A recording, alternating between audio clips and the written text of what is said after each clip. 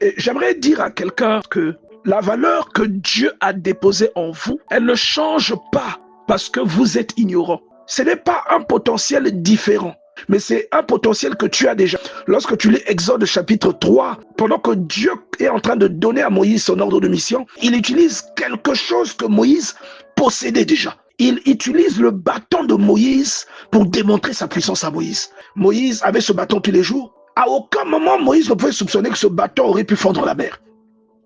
Donc, je suis en train de te dire qu'il y a un potentiel dans ta vie qui est endormi, simplement parce que tu es ignorant. Il y a quelque chose dans ta vie qui n'est pas activé, simplement parce que tu es ignorant.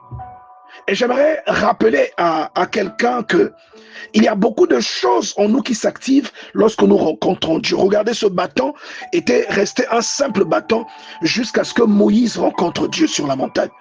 Tant que Moïse n'avait pas rencontré Dieu, ce bâton était demeuré un simple bâton. Je t'explique par là qu'il y a des choses qui sont encore dans la somnolence dans ta vie, seulement parce que tu n'as pas rencontré Dieu. Et tu fréquentes une église, mais tu n'as pas rencontré Dieu. Et là-dessus, j'aimerais revenir sur le fait qu'il y a une différence entre rencontrer Dieu et fréquenter un lieu de culte. Il y a des personnes qui fréquentent des lieux de culte pendant des années, mais qui ne changent pas parce qu'elles n'ont pas rencontré Dieu. Tandis qu'il y a des personnes qui rencontrent Dieu, parfois sans fréquenter un endroit de culte, et vous voyez la vie de ces personnes changer. Je ne parle pas de possession, mais je parle de valeur, je parle de caractère, je parle de comportement, je parle de fruits qui changent dans la vie des personnes qui rencontrent Dieu, qui changent considérablement.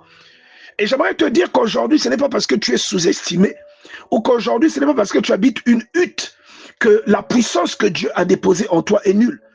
Et tu peux remarquer même des combats dans ta vie, bien-aimé dans le Seigneur, te demander pourquoi tous ces combats arrivent dans ta vie.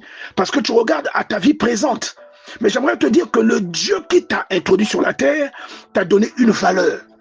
Et c'est cette valeur que tu ne perçois pas, mais que l'ennemi perçoit, qui peut expliquer pourquoi il y a tous ces combats dans ta vie. Pourquoi il y a toutes ces persécutions dans ta vie. Pourquoi tu es tout le temps empêtré dans des problèmes. Pourquoi tu as l'impression que les gens t'en veulent. Et tu as même l'impression parfois que ceux qui t'en veulent sont beaucoup plus puissants que toi. Que ceux qui t'en veulent ont beaucoup plus de moyens financiers que toi. Ils sont beaucoup mieux placés, mieux positionnés que toi. Mais ils t'en veulent quand même.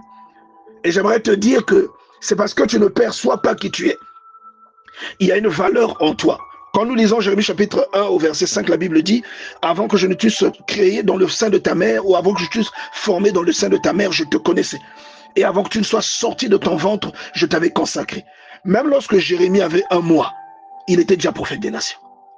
Avant qu'il n'ait un mois, avant même qu'il n'ait une semaine, alors qu'il était dans le ventre de sa mère, il était prophète des nations. Avant même qu'il ne soit conçu, il était prophète de nations. Pourquoi? Parce que Dieu l'avait établi. Alléluia. Dieu avait établi, il avait consacré Jérémie dans le spirituel. D'accord? Donc, même quand il avait 10 ans et qu'il s'amusait encore avec des copains ou qu'il faisait des bêtises, il était déjà qui il était. Et j'aimerais te rappeler par exemple que le Joseph que tu as vu dans la cour de Pharaon, c'est exactement le même Joseph avec le même potentiel dans la cour de Potiphar.